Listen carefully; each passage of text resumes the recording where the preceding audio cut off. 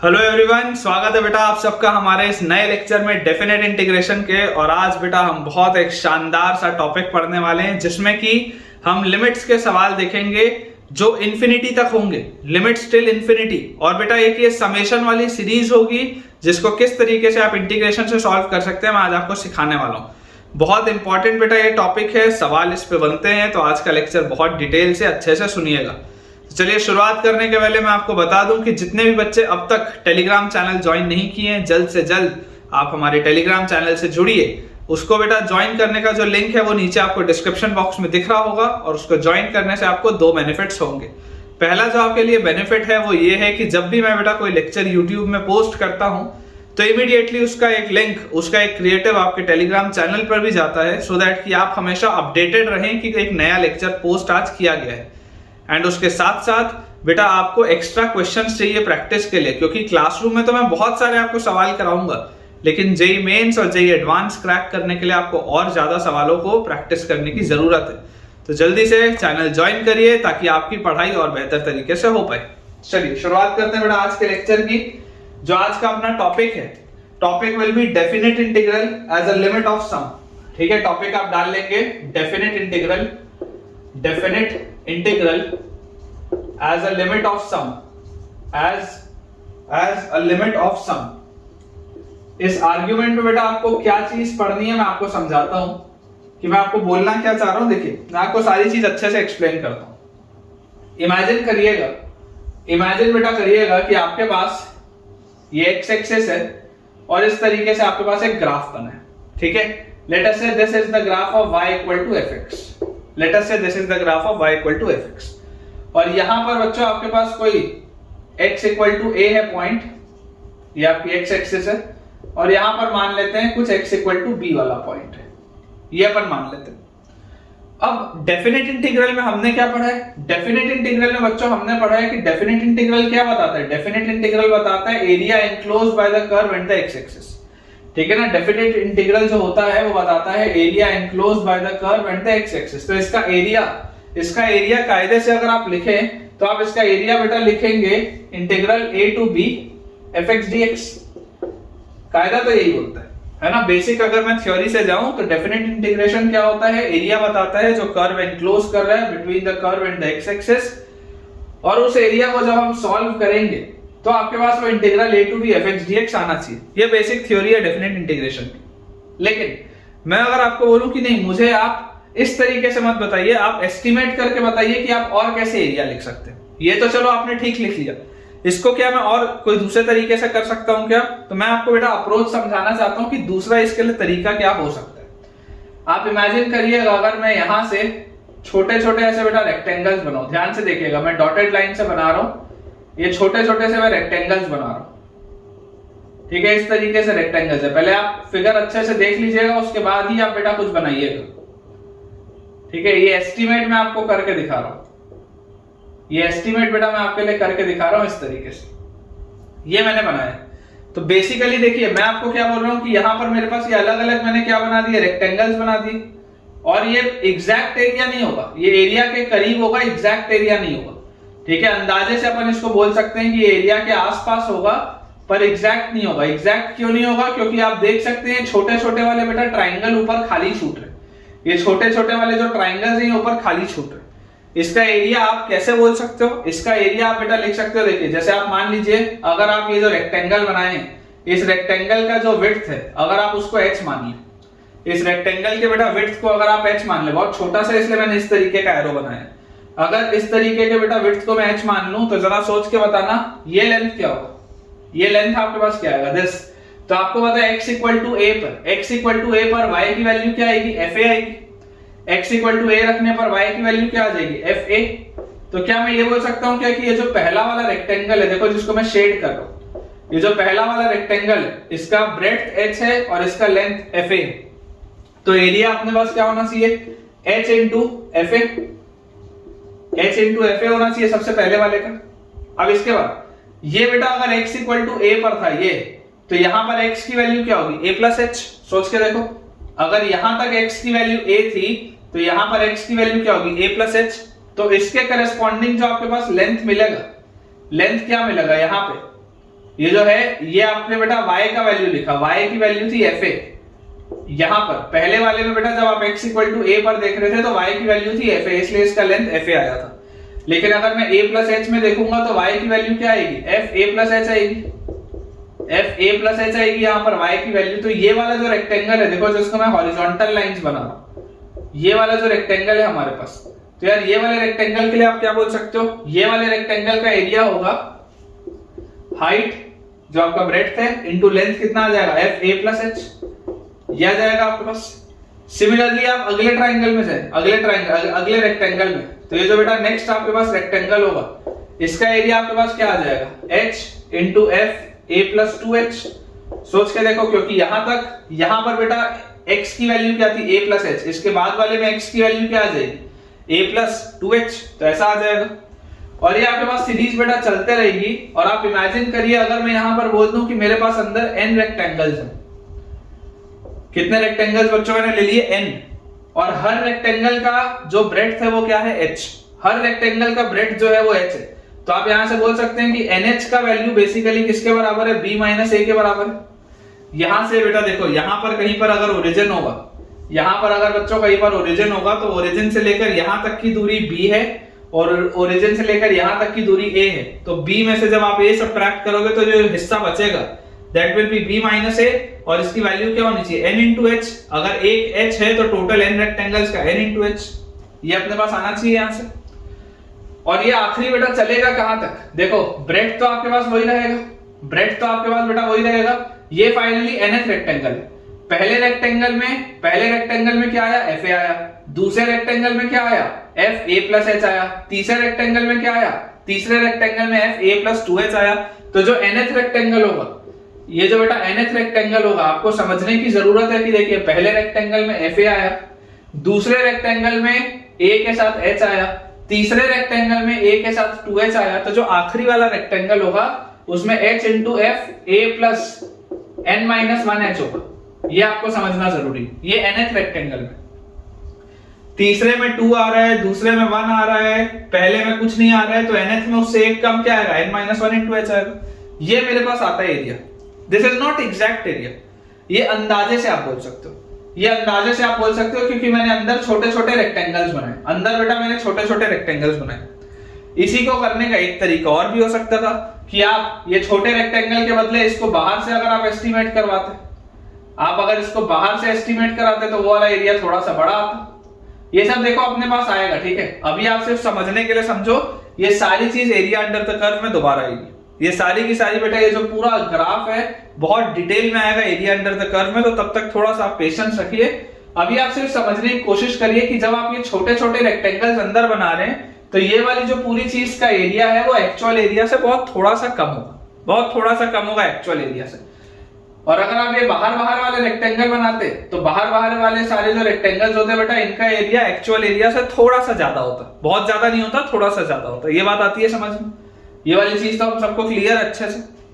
अब इसमें बेटा देखो तरीका क्या है कि इसको आप लिख सकते हो h इंटू, अंदर अगर मैं h पूरे में से कॉमन ले लूं तो fa plus f a plus h plus f a plus 2h, और से लेकर आपके पास आ जाएगा f a plus n minus 1 into h।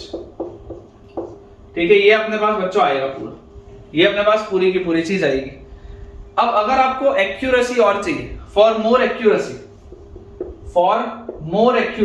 अगर आपको एक्यूरेसी बहुत अच्छी चाहिए तो एक्यूरेसी अच्छी करने के लिए आप क्या बोलेंगे, एक्यूरेसी अच्छी करने के लिए आप ये बोलेंगे कि h को आप और छोटा कर दो। आप जैसे ही h को और छोटा करोगे रेक्टेंगल थोड़ा और पास बनेंगे, थोड़ा बेटर रिजल्ट आएगा। तो अगर आपको एक्यूरेसी ज्यादा चाहिए तो कायदे से h को 0 की तरफ जाना चाहिए, कायदे से h को किसकी तरफ जाना चाहिए, 0 की तरफ। h को बिल्कुल छोटा लेना चाहिए। अभी आप इतना बड़ा ले रहे हो h, तब जाके अच्छा आ रहा है ग्राफ। तो जब आप h को बिल्कुल छोटा ले लोगे तब तो बिल्कुल परफेक्ट जैसा लगेगा ग्राफ। तो व्हेन h टेंड्स टू 0 तो ऑटोमेटिकली समझ के चलो कि जब h 0 की तरफ जाएगा तो n किसकी तरफ जाएगा, n खुद ब खुद इंफिनिटी की तरफ चले जाएगा। n जो होगा बेटा वो खुद ब खुद किसकी तरफ चले जाएगा, इंफिनिटी की तरफ। समझते चलिए आराम से, कोई दिक्कत की बात नहीं। जब आप h को बहुत छोटा कर दोगे तो नंबर ऑफ रेक्टेंगल्स कितने हो जाएंगे, इनफाइनाइट हो जाएंगे ना। जब h थोड़ा बड़ा है तो नंबर ऑफ रेक्टेंगल्स आपके पास n है। जब h बहुत ही छोटा हो जाएगा तो नंबर ऑफ रेक्टेंगल्स बहुत ही ज्यादा हो जाएंगे, तभी तो आप बेटर एक्यूरेसी ला पाओगे, तभी तो आप बेटा एकदम अच्छे से एक्यूरेसी ला पाओगे ना। देखो अगर मैं इसको और छोटा छोटा h बना लेता, और बेटा अगर मैं इसको और छोटा छोटा h बना लेता तो देखो रेक्टेंगल ट्राइंगल जो ऊपर बच रहे ट्राइंगल का साइज और बारीक हो जाता, तो आपका ये फिगर और एक्यूरेट दिखने लगता। ठीक है, तो ये चीज अपने को बेटा समझ में आनी चाहिए कि ज्यादा एक्यूरेसी के लिए हमको क्या करना पड़ेगा, जो ब्रेड्थ है वो बहुत कम करना पड़ेगा, जिसकी वजह से नंबर ऑफ रेक्टेंगल्स इंक्रीज हो जाएंगे और ओवरऑल जो ये आंसर होगा एरिया का वो उसके बहुत करीब चला जाएगा। तो यहां से अपने को बेटा देखो जो चीज समझ में आई वो अपन ने ये रिजल्ट लिख लिया, यहां से ये रिजल्ट लिख लिया। ठीक है, अब मैं आपको बोलता हूं, इमेजिन करिएगा, लेट मैं आपके लिए एक रिजल्ट डिराइव कर रहा हूं।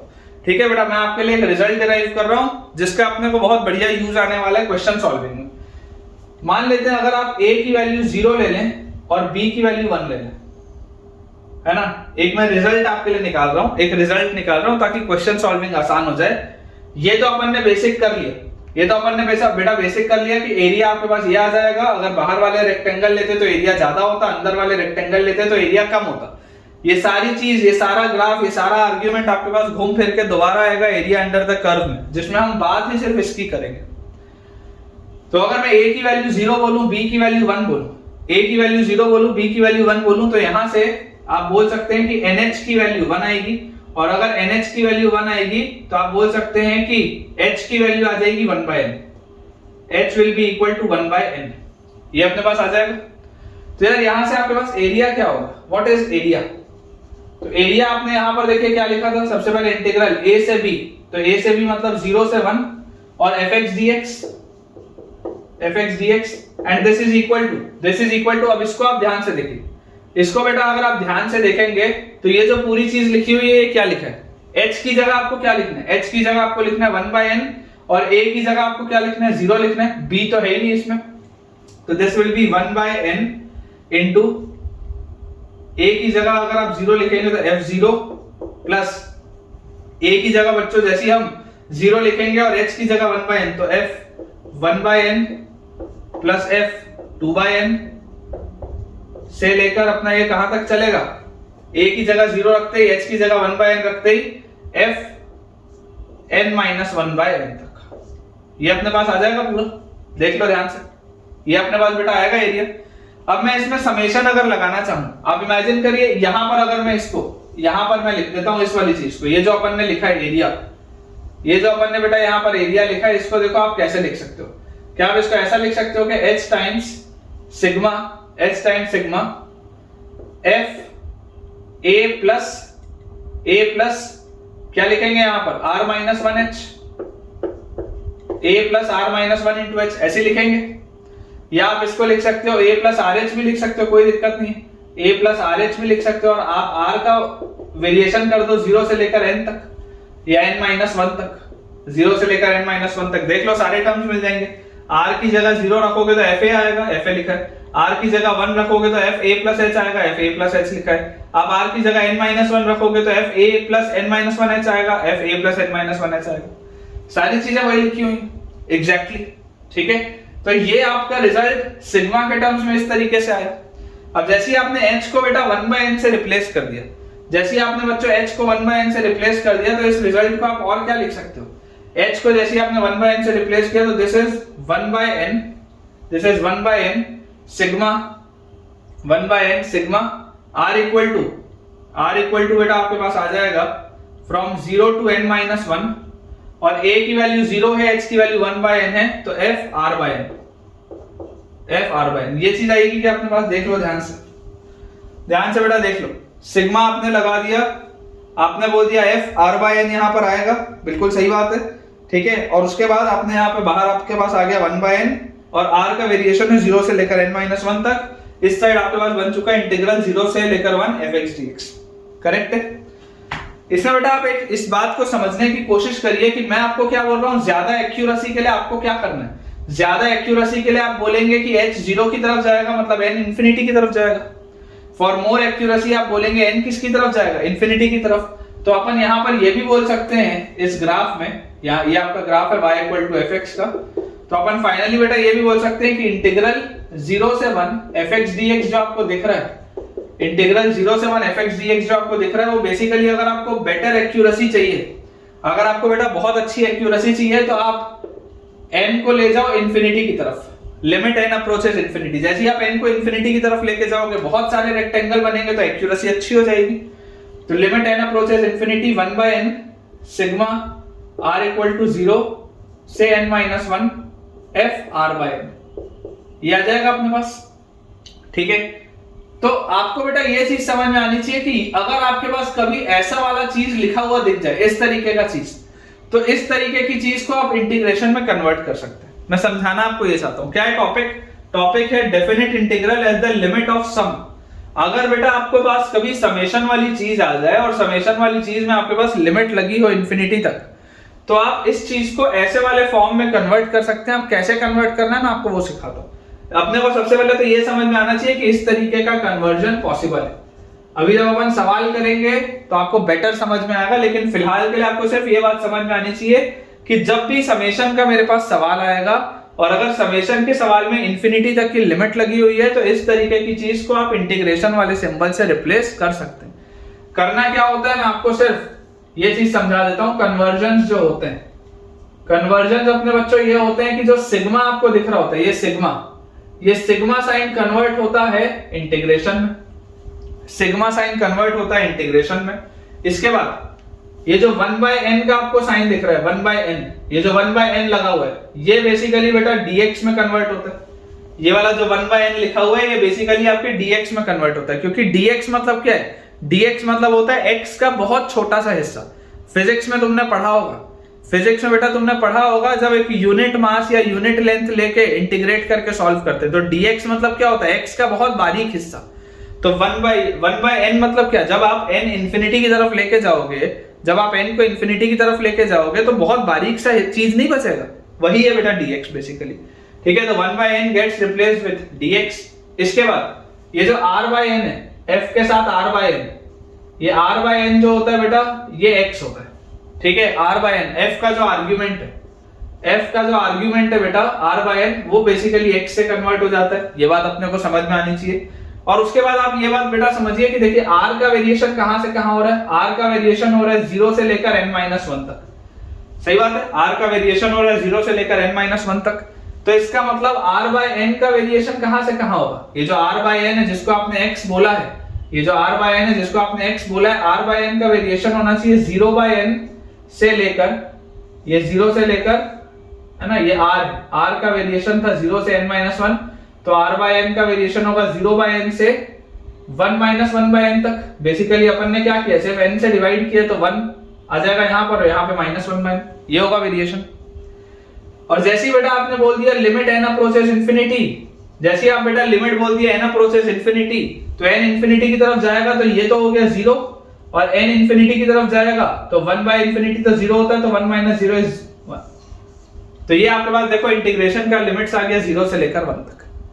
अभी मैं आपको सवाल कराऊंगा, उससे बहुत बढ़िया तरीके से बेटा आपको क्लैरिटी आएगी। लेकिन ये जो मैंने पूरी चीज की है definite integral as a limit of sum, आप ये वाले ग्राफ के लिए तो वापस बेटा आप बोल सकते हैं कि एरिया अंडर द कर्व, ठीक है, एरिया अंडर द कर्व जब मैं आपको पढ़ाऊंगा उसमें ये पूरी चीज दोबारा आएगी, तो घबराने की बात नहीं, एरिया अंडर द कर्व में दोबारा आएगा। बस समझने वाली बात ये है कि जो डेफिनेट इंटीग्रल होता है वो एरिया एनक्लोज्ड होता है between the curve and the x axis, और उसके अलावा आप इसको रेक्टेंगल्स बना के इवैल्यूएट कर सकते हैं।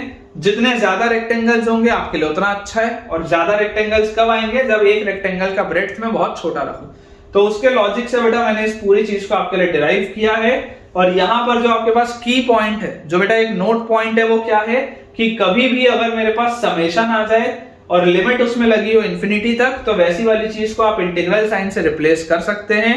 किस तरीके से रिप्लेस किया जाता है ये मैंने आपको सिखा दिया है। अभी मैं आपको सवाल कराता हूं, अंडरस्टैंडिंग अच्छे से आ जाएगी। चलिए क्वेश्चंस देखते हैं बेटा। पूरे लेक्चर में अपन बहुत सारे आज सवाल कराएंगे, कम से कम 8-10 सवाल, ताकि आपको क्लैरिटी आ जाए पूरे टॉपिक की। देखिए क्वेश्चन बेटा अपने पास लिखा है limit n approaches infinity, limit n approaches infinity n square upon n square plus 1 raise to the power 3/2 plus n square upon n square plus 2 square raise to the power 3/2 plus n square upon n square plus 3 square raise to the power 3/2 और यहां से बच्चों लेकर ये आपकी पूरी जो series है वो चलेगी n square upon n square plus n-1 का whole square raise to the power 3/2। आपको बच्चों इसको सॉल्व करना है, ठीक है, आपको इसको सॉल्व करना है। अब देखिए अप्रोच समझिए, मैंने आपको क्या बोला कि कभी भी अगर हमारे पास समेशन आ जाए, आपको क्लियरली दिख रहा है कि ये समेशन का सवाल है, एक सीरीज लिखी हुई है, समेशन का सवाल है और लिमिट कहां है, n अप्रोचेस इंफिनिटी, मतलब इस पूरी चीज को आप इंटीग्रल में कन्वर्ट कर सकते हैं। इसको मैं अगर ऐसा बेटा लिख दूं अपने पास कि देखिए limit n approaches infinity, limit n approaches infinity, और यहां पर अगर बेटा इस पूरी चीज को मैं लिख दूं सिग्मा, ध्यान से देखेंगे ऊपर देखो सब में n स्क्वायर कॉमन है तो n स्क्वायर अपॉन, नीचे देखो आपके पास ये n स्क्वायर कॉमन है सब में n स्क्वायर, और अंदर क्या लिखा हुआ है, ये 1 को 1 स्क्वायर 2 स्क्वायर 3 स्क्वायर से लेकर n-1 के होल स्क्वायर तक, मतलब आप इसको लिख सकते हैं n square plus r square और इस पूरे के पावर में है 3/2, और r को मैं क्या रखूं कि पहला टर्म आ जाए तो r की वैल्यू 1 रखनी पड़ेगी पहले टर्म के लिए। ये जो लिमिट है इसको आप याद मत रखो, इसको कैसे कन्वर्ट करते हैं मैं सिखाऊंगा। इस लिमिट को रट के मत रखना, लिमिट को रट के मत रखना कि r की वैल्यू 0 से n-1 रखनी है, नहीं, लिमिट को आपको याद नहीं रखना बेटा। लिमिट आप देख के रखिए कि जैसे आप r रखते हैं तो आप r को क्या रखें कि पहला टर्म मिले, तो आप बोलेंगे साहब r को 1 रखोगे तो हाँ पहला टर्म मिल जाएगा, और r को क्या रखे कि आखिरी टर्म मिले तो r को मुझे n-1 रखना पड़ेगा ताकि मुझे लास्ट टर्म मिल जाए। इस तरीके से बेटा मैं इसको समेशन में कन्वर्ट कर सकता हूं, इसमें कोई भी अपने को डाउट नहीं। अब जैसे ही हमने बच्चों इसको कन्वर्ट कर लिया, अब मैं आपको बोलता हूं कि मुझे इस पूरी चीज से क्या बनाना है, मुझे इस पूरी चीज को इंटीग्रल में कन्वर्ट करना है। तो इंटीग्रल में कन्वर्ट करने के लिए मुझे क्या चाहिए, मुझे, मैं आपको बोलता हूं, आपको याद होना चाहिए, आपको एक r/n वाली चीज चाहिए, करेक्ट, और बाहर आपके पास ये 1/n होना चाहिए, सिग्मा के बाहर आपके पास 1/n होना चाहिए। ये बात अपने को पता है क्योंकि देखो सिग्मा लगा किस पे, सिग्मा लगा है r पे, तो अगर सिग्मा r पे लगा है तो उसके लिए n वाली चीज तो क्या होगी, कांस्टेंट की तरह बिहेव करेगी। तो अगर बेटा मुझे ये वाली चीज क्रिएट करनी है तो मैं आपको बोलता हूं इसको आप ऐसे लिखो, लिमिट n अप्रोचेस इंफिनिटी, और उसके बाद ऊपर आपके पास देखिए लिखा हुआ है सिग्मा r इक्वल टू 1 से n-1 n स्क्वायर अपॉन, क्या ये नीचे से बेटा अगर मैं n स्क्वायर बाहर निकालूं कॉमन लेके, सोच के देखो, अगर मैं नीचे से n स्क्वायर बाहर निकालूं कॉमन लेके तो n स्क्वायर की पावर 3/2 बाहर निकलेगा।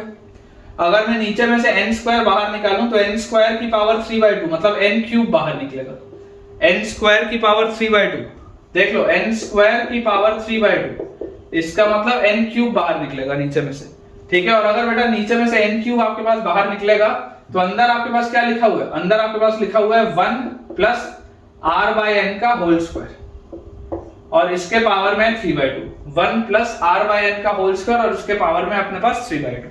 ये अपने पास बेटा देख लो पूरी की पूरी चीज लिखी, और यहां से आप क्लियरली देख सकते हैं कि n स्क्वायर से एक n क्यूब कटेगा तो नीचे आपके पास एक n बचेगा, और इसको अब आप अपने फॉर्मेट में लिख सकते हैं कि limit n approaches infinity, limit n approaches infinity, और अंदर क्योंकि इसके लिए बेटा n कांस्टेंट की तरह बिहेव करेगा तो 1/n sigma r equal to 1 से n-1 और 1 अपॉन नीचे क्या लिखा हुआ है 1 प्लस r/n का whole square raise to the power 3/2। ये अपने पास बेटा चीज लिखी है, और इसको सॉल्व करने के लिए तरीका क्या है कि आप इसको इंटीग्रल में बदल सकते हैं। तो इसको आप डायरेक्टली क्या लिख सकते हैं, इंटीग्रल ऑफ, अब जैसे आपने इंटीग्रल लिखा तो ये सिग्मा गायब, 1/n की जगह dx आएगा और r/n की जगह x होता है। तो अगर r/n की जगह x होता है मतलब ये लिखा हुआ है dx upon 1 plus x square raise to the power 3/2, ये लिखा है आपके पास dx upon 1 plus x square, ये पूरा x होगा तो 1 plus x square raise to the power 3/2। और लिमिट्स की बेटा अगर मैं बात करूं तो देखो r की वैल्यु 1 है, r का मूवमेंट अपने माइंड में सोचो, अपने माइंड में सोचो, r का वैल्यू क्या है, r का वैल्यू जा रहा है 1 से लेकर n-1 तक, तो r/n जो होगा वो जाएगा 1/n मतलब 0, सॉरी r का आप ऐसा लिखो, r/n को लिखो 1/n से n-1/n तक, तो n/n माइनस 1/n, और जैसे ही आप बोलोगे n अप्रोचेस इंफिनिटी तो आपके पास ये पूरी चीज कहां आ जाएगी, 1/∞ 0 से लेकर 1 माइनस 1/∞ 0। तो यार ये तो 0 से 1 का मूवमेंट कर रहा है, देख लो आप, देख लो आप, जैसे r को बोलोगे r का मूवमेंट है 1 से n-1, तो r बाय n का मूवमेंट होगा 1 बाय n से लेकर n by n minus 1 by n तक, तो n बाय n होता है 1। और जैसे ही आप n को इंफिनिटी की तरफ लेके जाओगे, ये 0 ये 0, तो फाइनली आपका मूवमेंट आएगा फ्रॉम 0 to 1। ठीक है, ये चीज अगर आप चाहें तो अपने माइंड में भी इसको इजीली करके देख सकते हैं। तो मूवमेंट अपने पास कहां से कहां आ गया, मूवमेंट अपने पास बच्चों आ गया फ्रॉम 0 to 1। ये आपको बस सॉल्व करना है। तो बेसिकली उसका जो आंसर आएगा that will be the same as इसको सॉल्व करने के हिसाब से। तो हमने क्या किया, हमने इस पूरे लिमिट्स के सवाल को, समेशन के सवाल को कन्वर्ट कर दिया डेफिनेट इंटीग्रेशन में, और इसको सॉल्व करना आपके लिए आसान है। अप्रोच क्या होगा, अप्रोच में आपको बोलूंगा आप x को tan थीटा से रिप्लेस करिए, 1 प्लस एक्स स्क्वायर, देखते ही ये फील आना चाहिए। तो dx will be replace with sec square theta d theta, तो आपके पास आ जाएगा इंटीग्रल x, अगर आप यहां पर 0 रखेंगे तो थीटा 0 आएगा, 1 रखेंगे तो थीटा पाई बाय 4 आएगा, और उसके बाद dx की जगह आपके पास आ जाएगा sec square theta d theta, और नीचे आपके पास क्या आ जाएगा, तो 1 प्लस x की जगह tan थीटा, तो 1 plus tan square theta. 1 plus tan square theta क्या होता है, 1 प्लस tan स्क्वायर थीटा होता है sec square theta, 1 plus tan square theta होता है sec स्क्वायर थीटा, और sec स्क्वायर थीटा का पावर 3/2, मतलब नीचे लिखा हुआ है sec क्यूब थीटा, देख लो ध्यान से। तो ये वाला sec स्क्वायर थीटा और ये sec क्यूब थीटा कटेगा, नीचे एक sec थीटा बचेगा जो ऊपर जाके हो जाएगा cos थीटा, तो 0 से पाई बाय 4, और यहाँ पर आपके पास आ गया cos थीटा d थीटा। और इंटीग्रल ऑफ cos क्या होता है, इंटीग्रल ऑफ cos थीटा होता है sin थीटा। Limit from 0 to pi by 4, answer will be sin pi by 4 which is 1 by root 2 minus sin 0 0 होता है। फाइनल आंसर 1 बाय रूट 2 आएगा बेटा, देख लो final answer will be 1 by root 2, बिल्कुल सही, बिल्कुल करेक्ट। ये पहला सवाल था, इसलिए अभी भी हो सकता है कुछ बच्चों को डाउट आ रहा हो, लेकिन बेटा बिल्कुल भी आप टेंशन मत लीजिए, एक एक करके आप बस स्टेप ध्यान से सुनिए, वीडियो चाहे तो रिवाइंड करके सुनिए, एक एक स्टेप देखो, एक एक स्टेप को आप सुनो, और उसके बाद जैसे ही आपने एक बार इंटीग्रल बना लिया, फिर इंटीग्रल बना के बाद सॉल्व करना तो आसान ही। चलिए अगला सवाल देखते हैं बेटा, हो सकता है आपको थोड़ी सी क्लैरिटी ज्यादा है इस क्वेश्चन में।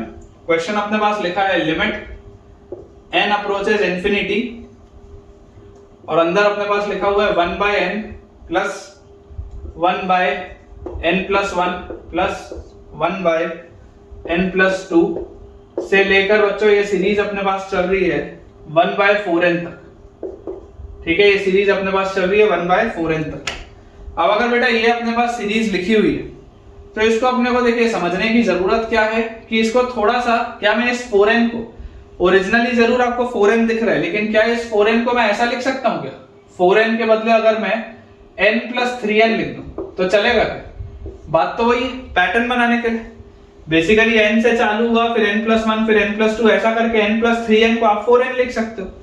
यहां से आपको एक पैटर्न दिखाई देता है, तो जैसे बेटा आपको पैटर्न दिखाई देता है तो आप इसको लिख सकते हैं लिमिट n अप्रोचेस इंफिनिटी, और इस पूरे को मैं लिख सकता हूं सिग्मा, और सिग्मा में मैं क्या लिखूंगा, देखो ऊपर सब में 1 है तो 1 अपॉन, नीचे क्या लिखूंगा, सब में पहले n कॉमन है तो n प्लस, कायदे से मुझे क्या लिखना चाहिए r, n प्लस r, और r को मैं क्या रखूं कि पहला टर्म मिल जाए, तो r की वैल्यू 0 रख दो, r की वैल्यू 0 रखोगे तो पहला टर्म, r की वैल्यू 1 रखोगे तो दूसरा, r की वैल्यू 2 रखोगे तो तीसरा, मिलते जाएगा। और ऐसा मैं n को क्या रखूं कि लास्ट टर्म मिल जाए, तो n की जगह आप 3, r की जगह आप 3n रख दो, जैसे ही आप r की जगह 3n रखोगे आखिरी टर्म मिल जाएगा। यार ये मिल गया क्या मुझे, ये चीज मिल गई। अब देखो समेशन का अगर सवाल हो और इनफाइनाइट तक लिमिट लगी हो, मतलब कि आप इसको इंटीग्रेशन में बदल सकते हैं। इंटीग्रेशन में बदलने के लिए मुझे r बाय n का एक टर्म चाहिए और 1 बाय n मुझे सिग्मा में से बाहर चाहिए, तो मैं आपको बोलता हूं कि आप इसको ऐसा लिख लो, लिमिट n अप्रोचेस इंफिनिटी। अच्छा, इस पूरे में से, अंदर वाली पूरी चीज में से अगर मैं n कॉमन निकालूं, n, तो आपके पास ये 1 बाय n बाहर आएगा, सिग्मा r इक्वल टू 0 से लेकर 3n तक, 1 बाय n बाहर आएगा, सिग्मा r इक्वल टू 0 से लेकर 3n तक, और 1 बाय 1 प्लस 1 बाय अपने पास आ जाएगा 1 by 1 plus r by n, क्योंकि हमने बेसिकली क्या किया है, हमने n कॉमन निकाल लिया, हमने n कॉमन निकाल लिया क्योंकि सिग्मा लगा r पे है, तो अगर सिग्मा r पे लगा है तो उसके लिए n वाली चीज तो क्या होगी, कांस्टेंट होगी, तो अपन ने n बाहर निकाल लिया, तो अंदर अपने पास आ गया 1 plus r by n, correct, अंदर अपने पास क्या आ गया 1 प्लस r बाय n, ये चीज आ गई। अब यार इसको अगर मैं ध्यान से ऑब्जर्व करूं तो इसको मैं लिख सकता हूं इंटीग्रल ऑफ, देखिएगा ध्यान से, इंटीग्रल ऑफ ये 1/n तो dx का काम करेगा, r/n x का काम करेगा, तो dx upon 1 plus x, dx upon 1 plus x, और ये 1/n बैलेंस हो गया, ये अंदर वाली चीज बैलेंस हो गई। अब r का मूवमेंट है 0 से 3n, देखिएगा ध्यान से, r का मूवमेंट है 0 से 3n, तो r/n का मूवमेंट कहां से कहां होगा, r/n का मूवमेंट होगा 0/n से लेकर 3 तक, क्योंकि 3n/n तो 3 होता है, और जैसे ही आप n को इंफिनिटी की तरफ लेके जाओगे तो r/n का मूवमेंट कहां से कहां आ जाएगा, 0/∞ तो 0 होगा, तो 0 से 3, लिमिट्स का आ गई 0 से 3। इसलिए मैं आपको बोल रहा हूं लिमिट्स को रट के मत रखो, लिमिट्स तो हर सवाल के हिसाब से बदलेगी। लिमिट आपके पास आ गई फ्रॉम 0 to 3, ठीक है क्या? इसको बेटा अपन क्लियर कर देते हैं। लिमिट अपने पास आ जाएगी from 0 to 3 dx by 1 plus x। अब यार dx by 1 plus x तो क्या होता है, ln 1 plus x, ठीक है। लिमिट आ गई 0 से 3, जैसे ही आप यहाँ पर 3 रखोगे तो answer will be ln 4 minus ln 1 क्या होता है, ln 1 तो 0 होता है, ln 1 तो 0 होता है, तो आपके पास बेटा जो फाइनल आंसर आएगा दैट विल बी ln 4, ठीक है, final answer will be ln 4। तो आई होप बेटा आपको ये वाला चीज समझ में अब आया होगा। अभी मैं आपको और बहुत सारे सवाल कराता हूँ, क्लैरिटी देखना बहुत बढ़िया आएगी बेटा आपको।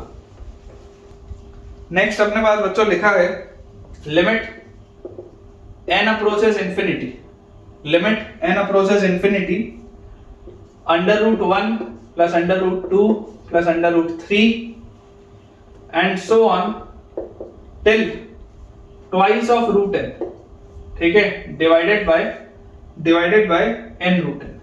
ये अपने पास बच्चों सवाल लिखा है, ठीक है, ये बेटा अपने पास सवाल लिखा हुआ है, आसान सा सवाल है, आसान सा सवाल है। पैटर्न एक दिख रहा है, लिमिट है n अप्रोचेस इंफिनिटी तक, मतलब कि आप इसको इंटीग्रेशन का इस्तेमाल करते हुए सॉल्व कर सकते हैं। अप्रोच क्या रखेंगे, अप्रोच सिंपल रहेगा, लिमिट n अप्रोचेस इंफिनिटी। अब इसके बाद थोड़ा बेटा आप ध्यान से ऑब्जर्व करो कि आप इसको क्या लिख सकते हो। ये जो लास्ट में आपके पास 2√n लिखा है, क्या इस 2√n को मैं √4n बोल सकता हूं क्या?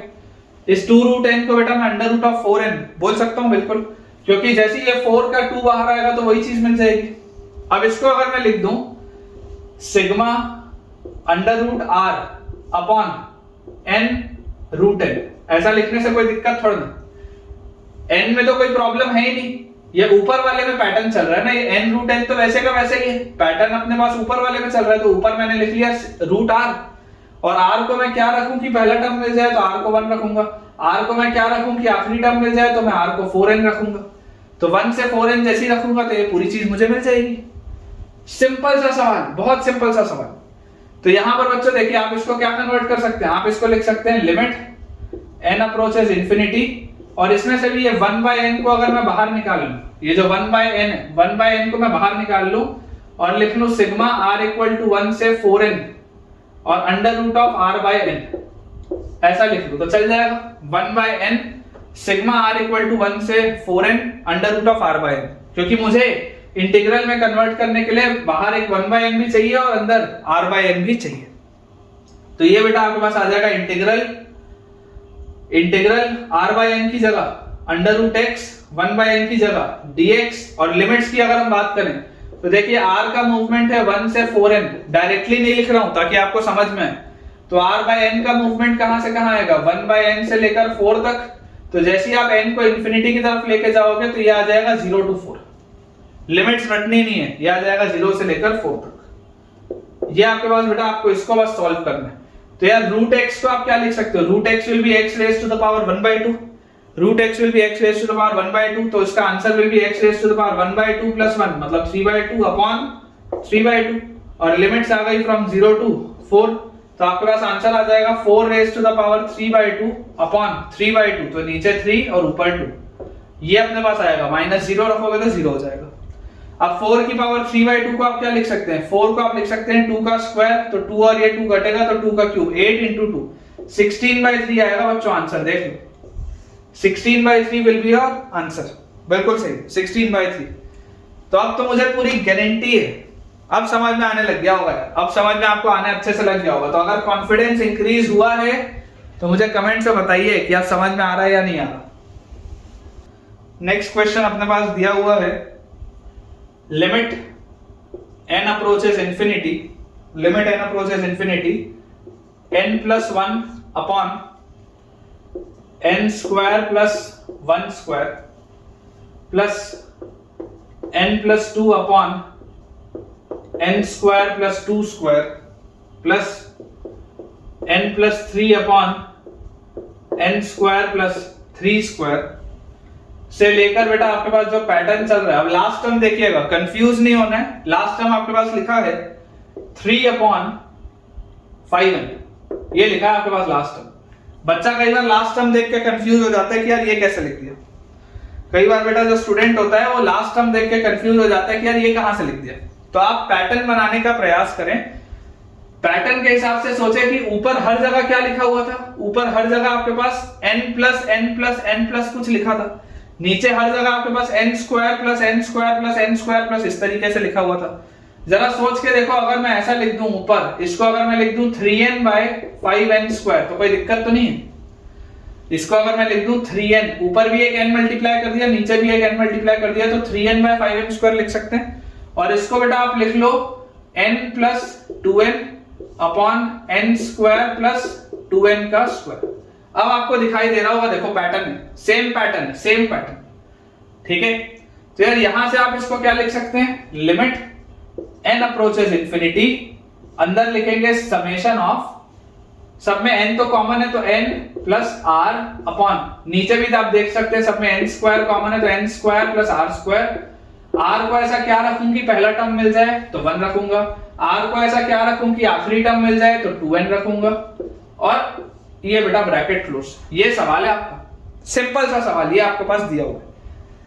अब मुझे अगेन मैं दोबारा बार बार रिपीट करूंगा, मुझे इसको इंटीग्रल में कन्वर्ट करने के लिए 1/n का भी फैक्टर चाहिए, r/n भी चाहिए। तो मैं आपको बोलता हूं इसमें कि आप इसको लिखो limit n approaches infinity, numerator में से अगर मैं n कॉमन निकालूं, न्यूमरेटर में से अगर बच्चों में n कॉमन निकालूं, सिग्मा r इक्वल टू 1 से 2n, न्यूमरेटर में से n कॉमन निकालूं तो अंदर बचेगा 1 प्लस r/n, और डिनोमिनेटर में से अगर मैं n स्क्वायर कॉमन निकालूं तो अंदर बचेगा 1 plus r square by n square.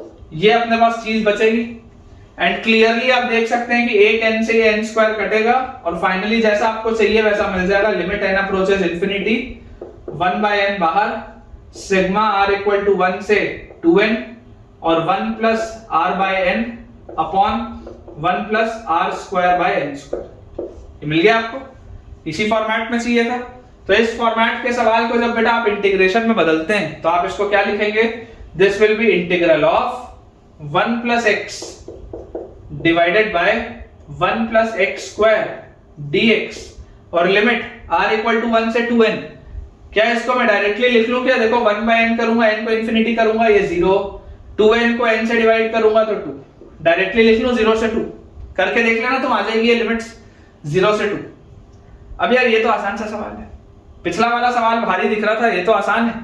क्या करेंगे, इसको ब्रेक कर देते हैं, तो 0 से 2 dx by 1 plus x square distribute कर दिया, प्लस इंटीग्रल 0 से 2 x dx by 1 plus x square, और यहां पर आप 1/2 मल्टीप्लाई भी कर दो और 2 भी मल्टीप्लाई कर दो। फायदा क्या होगा, देखो dx by 1 plus x square तो क्या होता है tan inverse x, dx by a square plus x square is tan inverse 1 by tan inverse x by a, तो this is tan inverse x from 0 to 2। और यहां पर बेटा आप जैसे 1 plus x square को t बोलेंगे, सोच के देखिए, अपने दिमाग में सोचिए, 1 plus x square को t बोलूंगा, 2x dx dt में निकलेगा, dt by t लिखा है, dt by t ln t होता है, तो मुझे लिमिट्स ना बदलनी पड़े इसलिए मैं इसको लिख देता हूं हाफ ln, और t की जगह दोबारा लिख लेता हूं 1 plus x square, और लिमिट है 0 से 2। दोबारा बोलता हूं, चलो सुनो, 1 प्लस एक्स स्क्वायर को t बोलूंगा तो 1 प्लस एक्स स्क्वायर को t बोलते ही 2x dx dt में निकलेगा, तो ये लिखा हुआ है dt by t होता है ln t, लेकिन अगर मैं यहाँ पे ln t लिखूंगा तो मुझे लिमिट्स बदलनी पड़ेंगी, इसलिए मैं बोलता हूँ t के जगह वापस 1 प्लस एक्स स्क्वायर लिख दो जो माने थे, और लिमिट्स मत बदलो, कोई दिक्कत नहीं, और आगे जो हाफ लिखा है वो लिखाइए। बस जैसे बेटा वैल्यूज पुट करेंगे तो यहाँ पे आ जाएगा आपके पास tan inverse 2 minus tan inverse 0 तो 0 होता है, प्लस हाफ, यहाँ पर 2 रखोगे तो ln 5, ठीक है, और माइनस जैसे 0 रखोगे तो ln 1 तो 0 होता है, तो आपके पास answer will be tan inverse 2 plus half ln 5। ठीक है क्या, tan inverse 2 plus half ln 5 बिल्कुल सही है बेटा, बिल्कुल सही, अच्छा सवाल है, चाहे तो आप स्टार लगा सकते हैं। और लास्ट वाले टर्म को मैंने जिस तरीके से बेटा मैनिपुलेट करके अपने पैटर्न में इंक्लूड किया वो बहुत अच्छी चीज थी।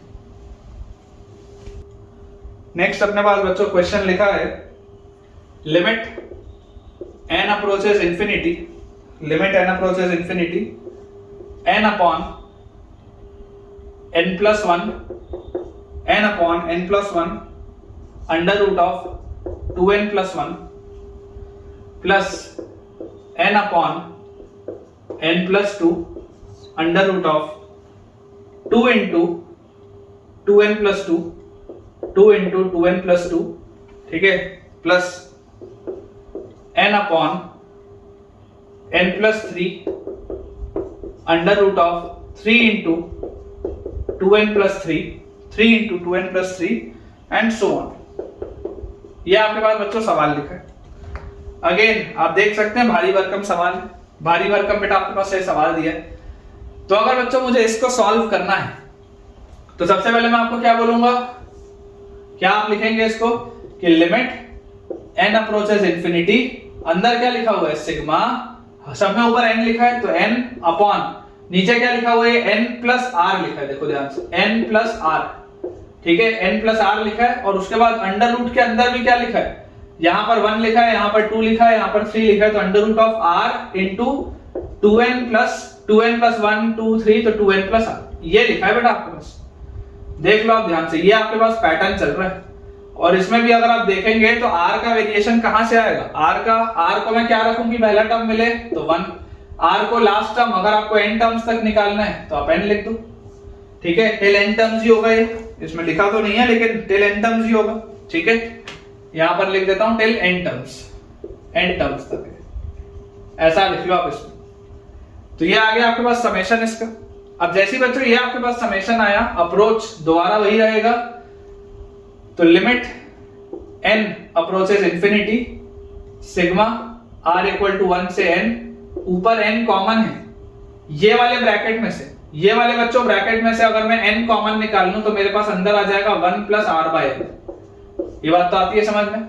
और अंदर से बेटा, अंदर से अगर मैं बोलूं आपको कि यार n स्क्वायर बाहर निकालो, अंदर से आप क्या बाहर निकालो n स्क्वायर, क्योंकि ये जो r into 2n plus r लिखा है, ये r into 2n plus r को आप क्या लिख सकते हैं बेटा, r into 2n plus r को आप लिख सकते हैं 2nr, r into 2n plus r को आप लिख सकते हैं बेटा 2nr प्लस r स्क्वायर, ऐसा लिख सकते हैं क्या, 2nr प्लस r स्क्वायर, इसको इस तरीके से आप लिख सकते हैं। तो यहां से अगर बेटा मैं बोलता हूं कि अंदर में से आप n स्क्वायर बाहर निकालो, तो जब आप अंदर से n स्क्वायर बाहर निकालोगे तो रूट के बाहर n बन के आएगा, अंदर से जब आप n स्क्वायर बाहर निकालोगे तो रूट के बाहर n बन के आएगा, और यहां से अगर मैं n स्क्वायर बाहर निकाल रहा हूं तो मेरे पास आ जाएगा 2r by n, n square बाहर निकालो तो 2r by n plus r square by n square plus r square by n square, ये चीज आएगी बच्चों अपने पास, ये बेटा अपने पास पूरी चीज आएगी, देख लीजिए ध्यान से, ये क्रिटिकल स्टेप है जिसमें बच्चों को डाउट आता है। तो ये n से ये n तो कट गया, फाइनली थोड़ा सा इसको अगर मैं लिखूं ध्यान से तो इसको आप लिख लीजिए लिमिट n अप्रोचेस इंफिनिटी, ये जो 1 बाय n है 1 बाय n बाहर और सिग्मा के अंदर आपके पास आ गया 1 अपॉन नीचे लिखा हुआ है 1 plus r by n into root over twice of r by n plus r by n का स्क्वायर, ये लिखा है अपने पास, और सिग्मा लगा हुआ है r इक्वल टू 1 से लेकर n तक, ये सवाल है। और अगर ये सवाल है तो इसको आप इंटीग्रल में बदल सकते हैं, तो this will be integral of 1 by n की जगह dx, तो dx अपॉन नीचे क्या लिखा हुआ है 1 plus x into root over 2x plus x square, dx upon 1 plus x into root over 2x plus x square. और लिमिट्स अगर देखें तो 1 से n है, 1 से n है तो r बाय n क्या होगा, r बाय n होगा 1 बाय n से 1, सोच के देखो r बाय n होगा 1 बाय n से 1, और n को इंफिनिटी की तरफ लेके जाओगे तो 0 से 1 आएगा बेटा, ये देख लो ध्यान से। और इस तरीके के भी इंटीग्रेशन को मैंने आपको इनडेफिनिट में करना सिखाया है। इनडेफिनिट बेटा मैंने आपको सिखाया हुआ है कि जब भी बाहर लीनियर हो और अंदर क्वाड्रेटिक हो, हमेशा आप क्या करते हैं, लीनियर फंक्शन को बच्चों t मान के अप्रोच करते हैं। तो अगर आप 1 प्लस x को t बोलेंगे तो dx विल बी dt, तो सवाल आपका कन्वर्ट हो जाएगा dx की जगह dt अपॉन 1 प्लस x की जगह t इंटू रूट के अंदर, तो रूट के अंदर आपके पास क्या आ जाएगा, रूट ओवर 2 इंटू x, तो 2 into T minus one, x की जगह टी माइनस वन और प्लस एक्स स्क्वायर, तो एक्स स्क्वायर की जगह आपके पास आएगा टी माइनस वन का स्क्वायर, टी माइनस वन का स्क्वायर एक्स स्क्वायर की जगह। और लिमिट्स अगर हम देखें तो x की जगह 0 रखोगे तो यहाँ पे 1 और x की जगह 1 रखोगे तो यहाँ पर 2। ये आ गया अपने पास।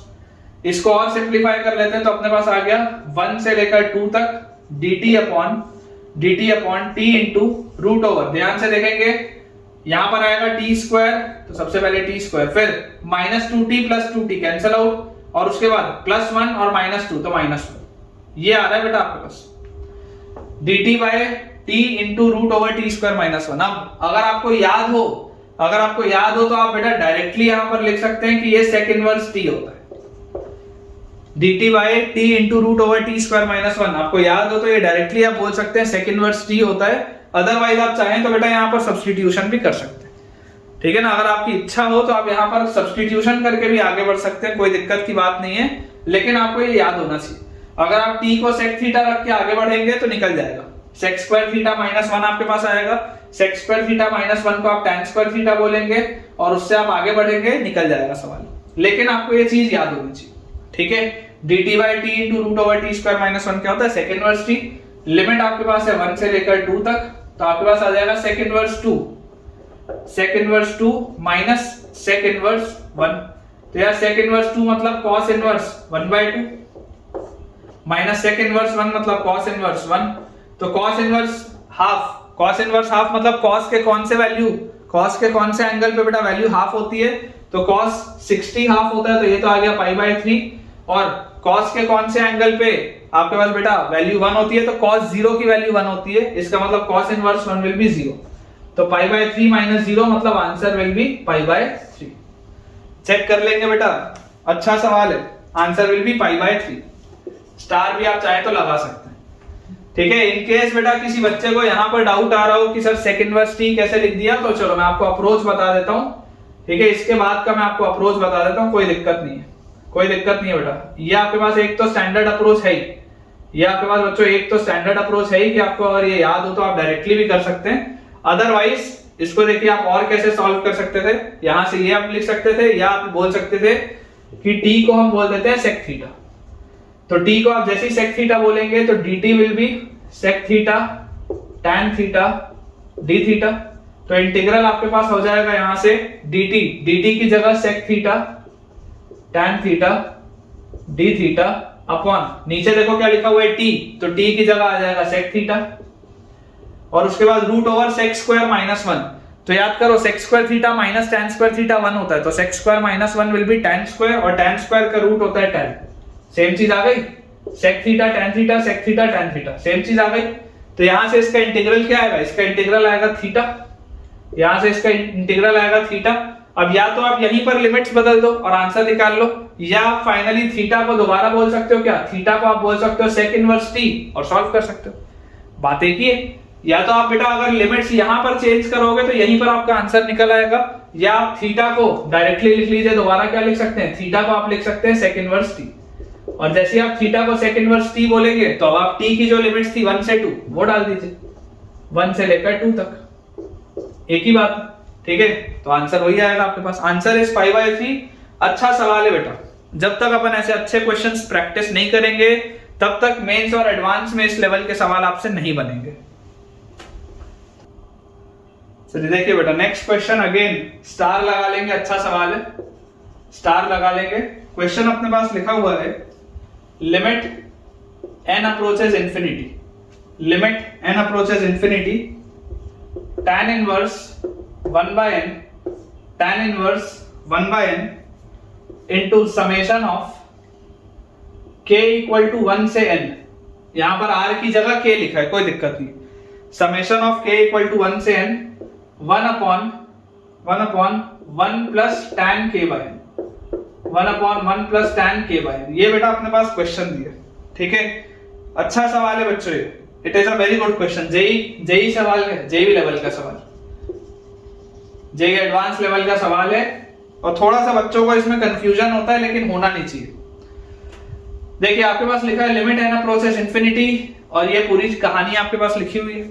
हमें एक चीज पता होनी चाहिए कि यार tan inverse x by x क्या होता है? tan inverse x by x when limit x approaches 0, इस पूरे की वैल्यू 1 होती है।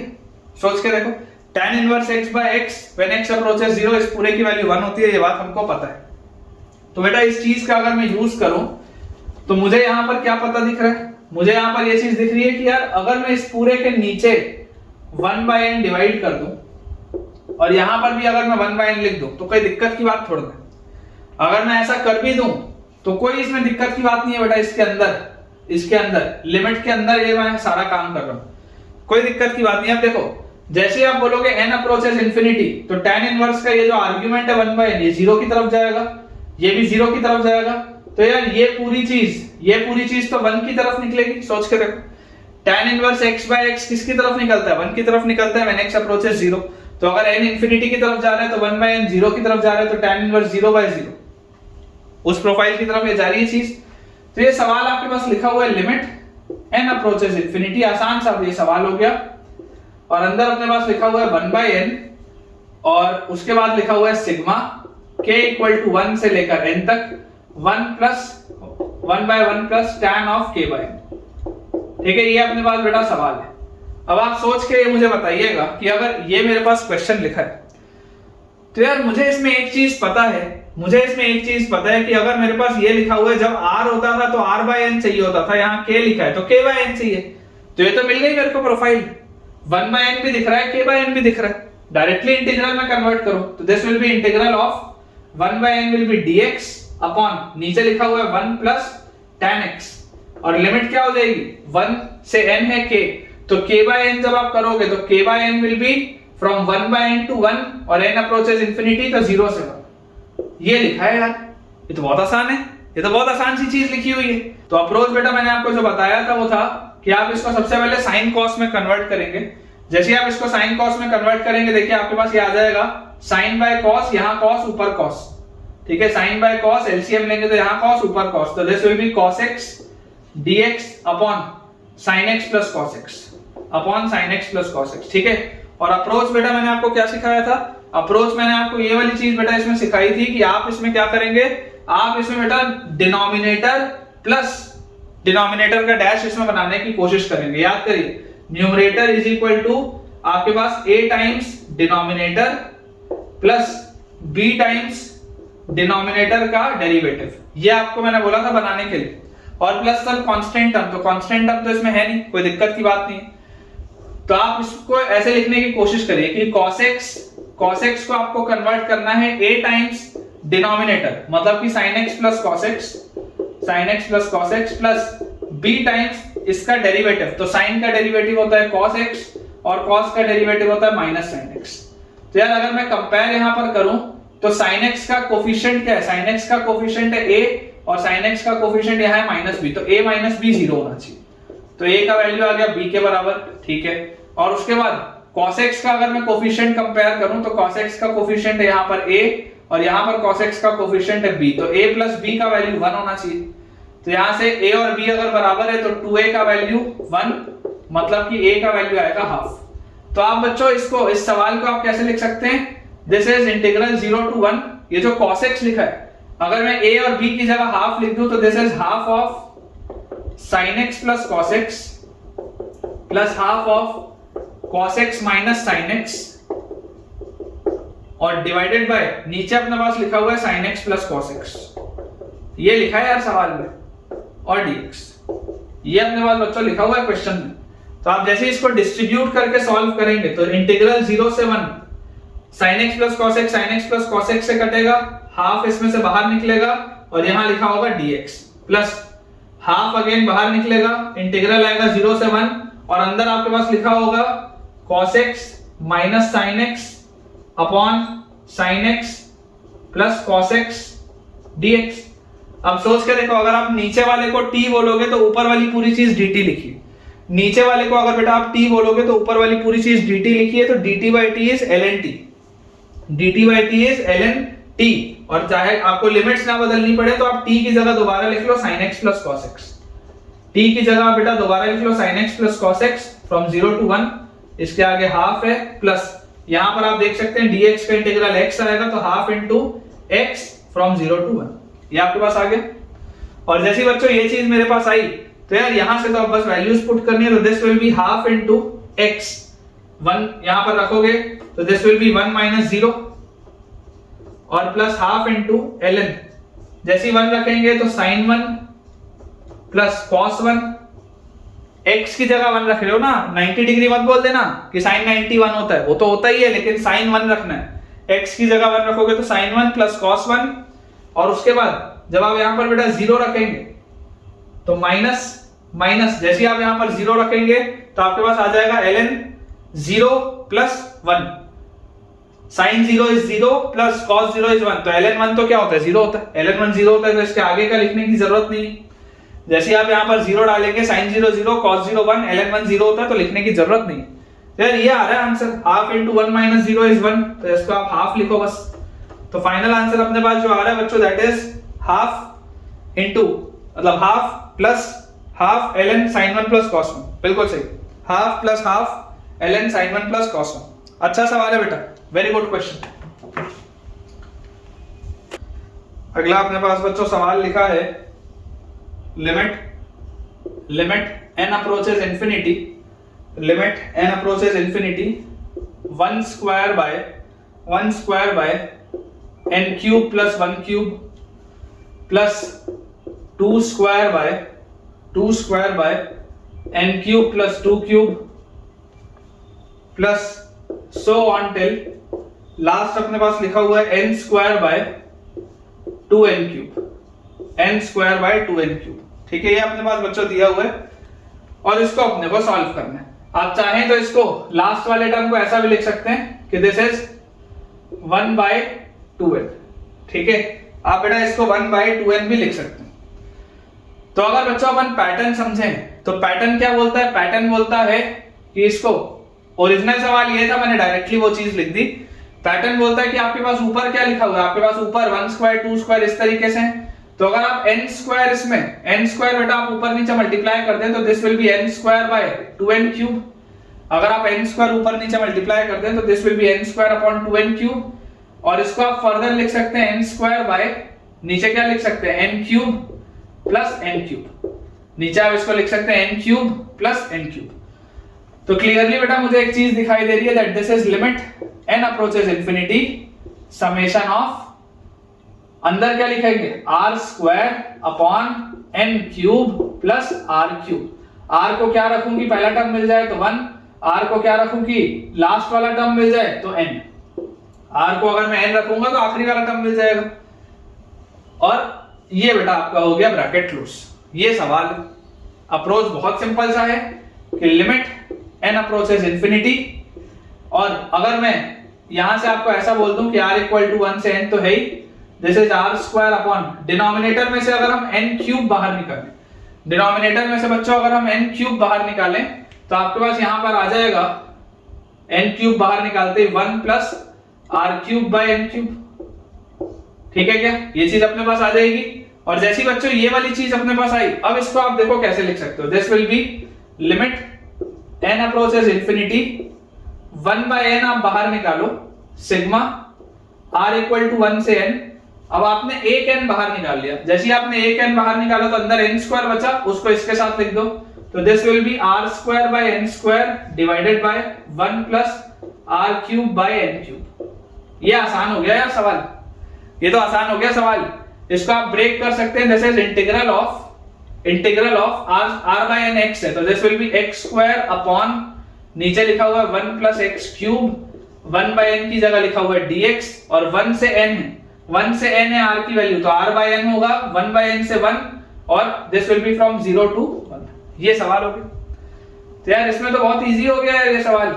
इसको जैसे आप करेंगे, अगर मैं 1 बाय 3 और 3 मल्टीप्लाई कर दूं तो आपके पास क्या आएगा, अगर आप 1 प्लस एक्स क्यूब को, अगर आप बच्चों 1 प्लस एक्स क्यूब को t बोलेंगे, अगर आप 1 प्लस एक्स क्यूब को बेटा t बोलेंगे तो 3x स्क्वायर dx dt बनेगा। मतलब ये dt by t लिखा है, dt by t होता है ln t, तो 1 by 3 ln t, और मुझे लिमिट्स ना बदलनी पड़े तो मैं t की जगह दोबारा डाल देता हूं 1 प्लस एक्स क्यूब, ताकि लिमिट्स ना बदलनी पड़े 0 टू 1।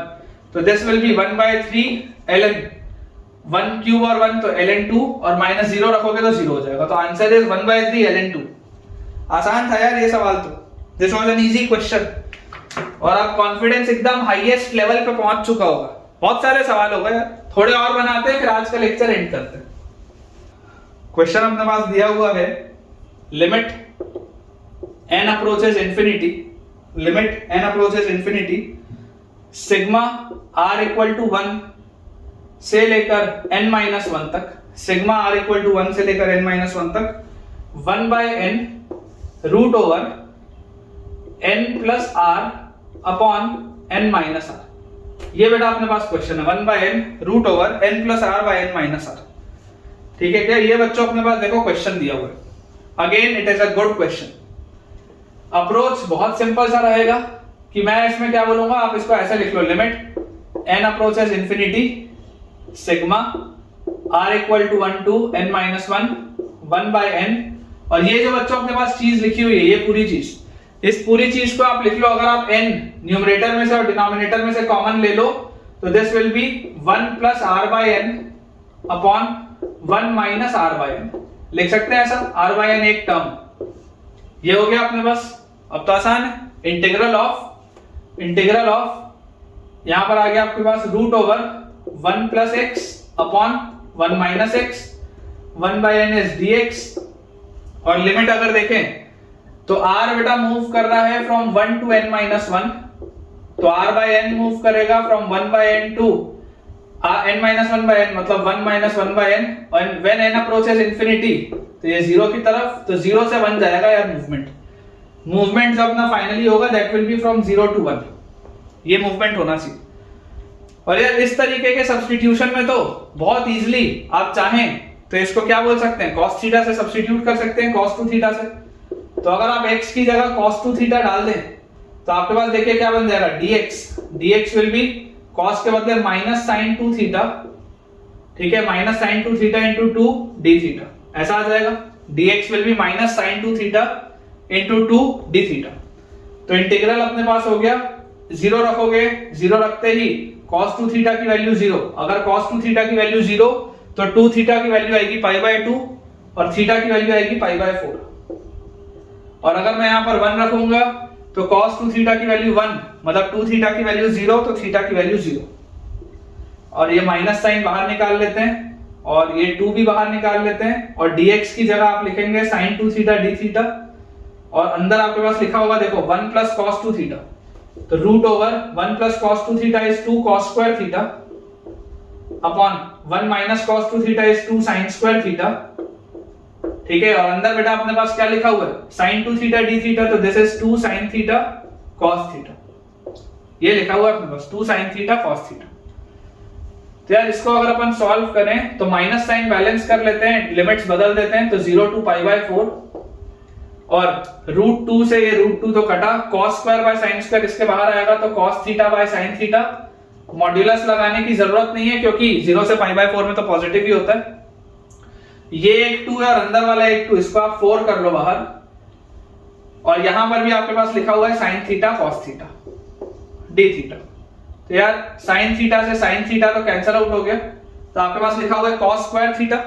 ठीक है, ऐसा करो एक 2 को अंदर ही रहने दो, तो ये आपके पास लिखा हुआ है 2 cos स्क्वायर थीटा और 2 cos स्क्वायर थीटा होता है 1 प्लस cos 2 थीटा, तो ट्वाइस ऑफ इंटीग्रल 0 से π/4 2 cos square theta is 1 plus cos 2 theta. ठीक है, d थीटा जैसे आप इंटीग्रेट करेंगे तो this will be twice of 0 से π/4 में d थीटा इज थीटा और cos 2 theta is sin 2 theta by 2। Limits हैं 0 से π/4। जैसे इसमें लिमिट्स बेटा 1 पुट करेंगे तो 2 into π/4 plus sin into 2 into π/4, तो sin 2π/4 इज sin π/2 1, तो 1/2 और माइनस जैसे 0 रखोगे तो 0 पर 0, 0 पर 0, 0 रखने की जरूरत नहीं है। तो यार फाइनल आंसर कितना आ रहा है, 2 इंटू 1/2 तो 1 प्लस 2 इंटू π/4 इज π/2, 1 प्लस π/2 आ रहा है बेटा आंसर। देख लीजिए final answer will be 1 plus π/2। ठीक है, फाइनल आंसर बच्चों आपके पास जो आएगा that will be 1 plus π/2। Question अपने पास लिखा है, limit n approaches infinity sigma i equal to 1 से n। ठीक है, यहां पर r की जगह i लिख दिए, कोई दिक्कत नहीं है, i इज इक्वल टू 1 से n 2 by n into bracket के अंदर लिखा है 1 प्लस 2i बाय n का होल स्क्वायर प्लस 1। आसान है यार ये सवाल आसान लग रहा है मुझे। This is an easy question.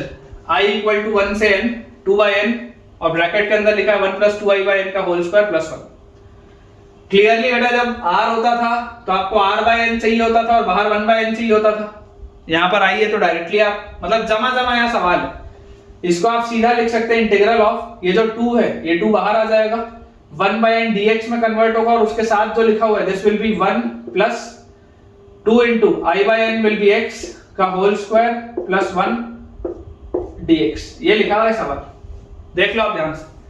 1 by n will be dx, 2 जो था वो बाहर और यहां पर आपके पास लिखा हुआ है 1 plus i by n will be x, तो 1 प्लस 2x का होल स्क्वायर प्लस 1। जब r होता था तो आप r बाय n को x बोलते थे, i है तो i बाय n को x बोलेंगे। i की वैल्यू 1 से n है तो i बाय n की वैल्यू 1 बाय n से 1 और n अप्रोचेस इंफिनिटी तो 0 से 1। ये तो आसान सवाल है, बहुत इजी सा क्वेश्चन हो गया यार ये। ट्वाइस ऑफ इंटीग्रल 0 टू 1, अंदर वाले को एक्सपैंड करेंगे तो 1 plus 4x square plus 4x plus 1 dx and this will B 4x square plus 4x plus 1 plus 1 is 2। इसका आपको इंटीग्रेशन करना है फ्रॉम 0 टू 1, आगे बेटा अपने पास लिखा हुआ है 2। इसका अपने को इंटीग्रेशन करना है फ्रॉम 0 टू 1, आगे अपने पास लिखा हुआ है 2। तो जब फाइनल आंसर आएगा x स्क्वायर का x क्यूब बाय 3 तो 4 बाय 3 x क्यूब, x का x स्क्वायर बाय 2 तो 2x स्क्वायर और 2 का 2x फ्रॉम 0 टू 1 पूरे के आगे अपने पास लिखा हुआ है 2। तो this will be twice of 1 जैसे डालेंगे तो 4 बाय 3 प्लस 2 और 0 डालते ही खत्म हो जाएगा ये पूरा। तो बेटा अपने पास आ जाएगा 2 प्लस 2 4 इंटू 3 12 और 4 16 इंटू 2 32 बाय 3 आएगा यार आंसर। चेक कर लेंगे, सारे बच्चों का आंसर आना चाहिए बेटा, जितने भी बच्चे इस वीडियो को देख रहे हैं सबका आंसर आना चाहिए that 32 by 3 will be your right answer. चलिए बस 2 सवाल बेटा और करेंगे, ये सेकंड लास्ट क्वेश्चन और इसके बाद एक आखिरी सवाल और, फिर आज का लेक्चर अपन एंड करेंगे। क्वेश्चन अपने पास लिखा हुआ है limit n approaches infinity, limit n approaches infinity 1 by n plus n square by n plus 1 का cube plus n square by n plus 2 का क्यूब से लेकर बेटा ये पूरी चीज चल रही है 1 by 27n तक, 1 by 27n तक। ठीक है, इसको बेटा अपने को सॉल्व करना है। तो सबसे पहले पैटर्न समझना जरूरी है। नीचे n प्लस समथिंग का क्यूब लिखा है, मैं अगर और ऊपर सब में n स्क्वायर लिखा है तो पहले वाले टर्म को अगर मैं लिख दूं n square by n cube तो कोई दिक्कत की बात नहीं होनी चाहिए, n square by n cube, क्योंकि ऊपर भी n स्क्वायर मल्टीप्लाई किया नीचे भी n स्क्वायर मल्टीप्लाई किया और इसको आप लिख सकते हैं n square by n plus 0 का क्यूब। ठीक है, वैसे लास्ट वाले टर्म को बेटा आप लिख सकते हैं, अगर आप ऊपर भी n स्क्वायर और नीचे भी n स्क्वायर मल्टीप्लाई कर दें तो ऐसा आ जाएगा and this can be further written as n square by, अंदर आप बच्चों लिख सकते हैं यहां पर n plus 2n का होल क्यूब। ठीक है, n plus 2n का होल क्यूब। तो बेसिकली इसमें टोटल नंबर ऑफ टर्म्स जो लिखे हुए हैं, कितने लिखे हुए हैं? 2n plus 1 टर्म्स लिखे, 1 से लेकर 2n तक 2n टर्म्स और सबसे पहला वाला टर्म 2n plus 1 टर्म्स लिखे। तो यार इसका आप लिख सकते हो limit n approaches infinity summation of, ऊपर सब में n स्क्वायर है तो n स्क्वायर अपॉन नीचे सब में n प्लस r का क्यूब लिखा है। r को ऐसा क्या रखूं कि पहला टर्म मिले तो 0 रखूंगा, r को ऐसा क्या रखूं कि आखिरी टर्म मिले तो 2n रखूंगा। ये सवाल एकदम इजी सा क्वेश्चन।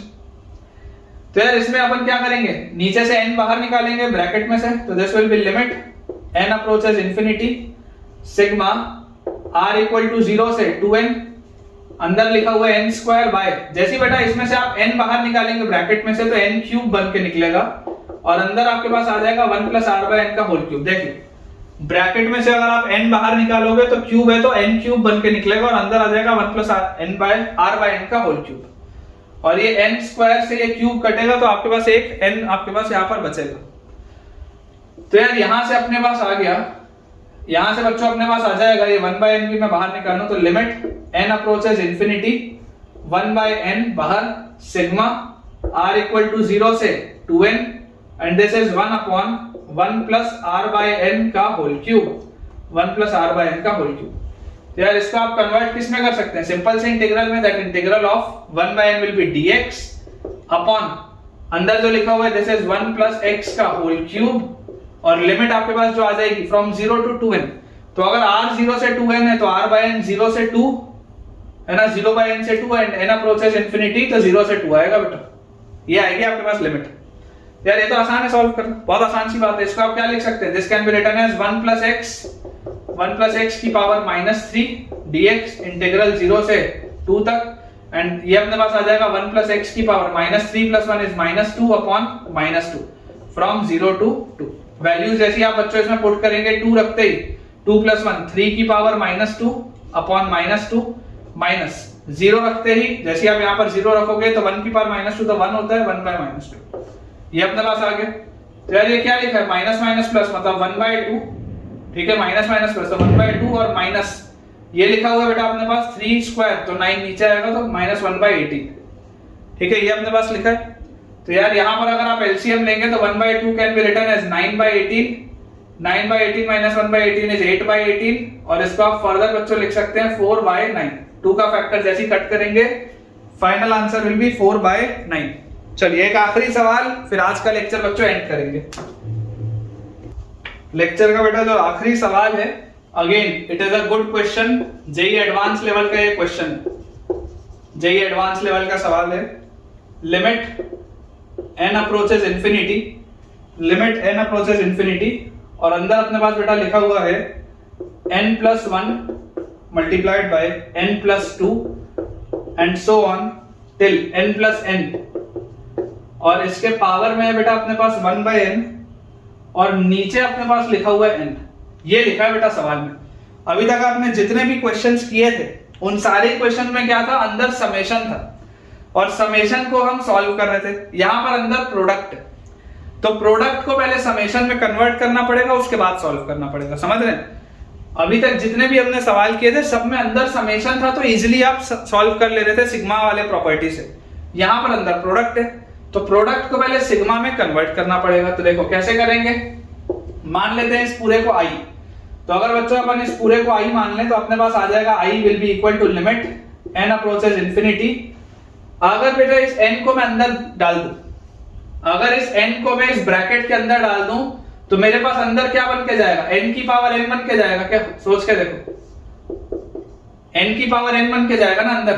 भाई n की पावर n को अगर ब्रैकेट के बाहर निकालते तो n की पावर n और पावर 1/n तो n बाहर निकलता। तो n को अगर मैं इस पूरे के अंदर डालूंगा तो n की पावर n बन के जाएगा और अंदर क्या लिखा हुआ है, अंदर लिखा हुआ है n+1 n+2 से लेकर आपके पास n+n तक।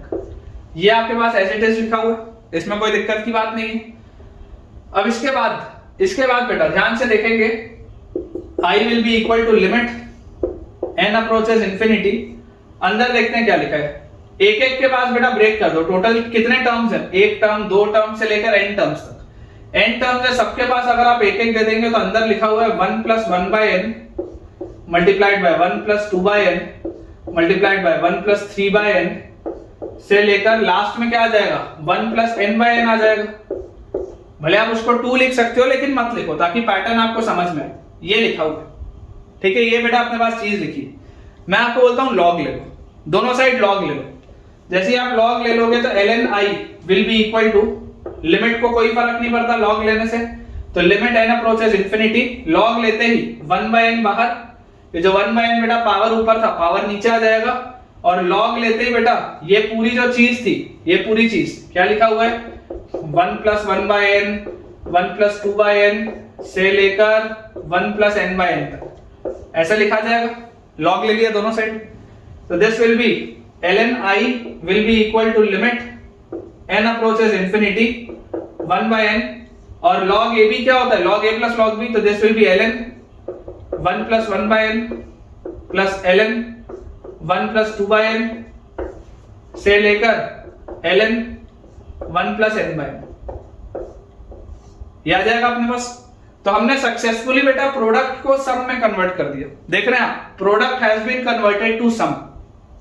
तो अगर ये प्रोडक्ट बेटा सम में कन्वर्ट हो गया, तो अब इसको आप सॉल्व कैसे कर सकते हैं, सिग्मा लेके। तो ln i will be equal to limit n approaches infinity, ln i will be equal to limit n approaches infinity 1 by n, और उसके आगे क्या लिखा हुआ है, this is sigma ln 1 plus r by n, ये लिखा हुआ sigma ln 1 plus r by n, 1 plus r by n, और r को क्या रखूं कि पहला टर्म मिल जाए तो r को 1 रखूंगा, और r को क्या रखूं कि लास्ट टर्म मिल जाए तो r को n रखूंगा, ये आ जाएगा अपने पास।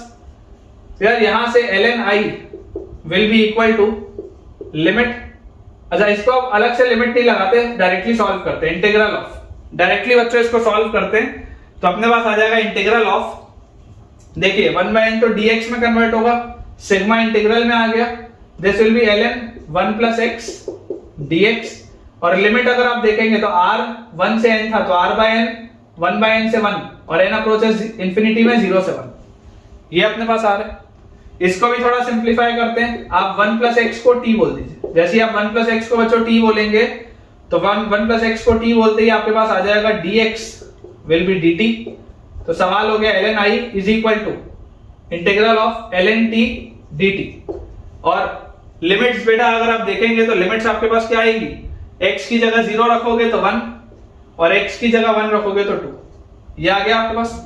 और ln t का इंटीग्रेशन क्या होता है, ln x का इंटीग्रेशन होता है x ln x minus x, तो t ln t minus t from 1 to 2, this is ln i, तो finally ln i will be equal to 2 रखेंगे तो 2 ln 2 माइनस 2, और फिर माइनस 1 रखेंगे तो 1 ln 1 तो 0 और माइनस 1, तो ये अपने पास आ रहा है ln 4, ठीक है, 2 ऊपर चले जाएगा तो ln 4, और माइनस ऑफ माइनस 1 तो ये प्लस 1 हो जाएगा, प्लस 1 हो जाएगा तो minus 2 plus 1 is minus 1, ln 4 minus 1 ये आ रहा है, और इस 1 को आप क्या लिख सकते हैं बेटा, ln 4 माइनस ln e, और यहां पर आप लिख सकते हैं ln i, ठीक है, ये अपन लिख सकते हैं।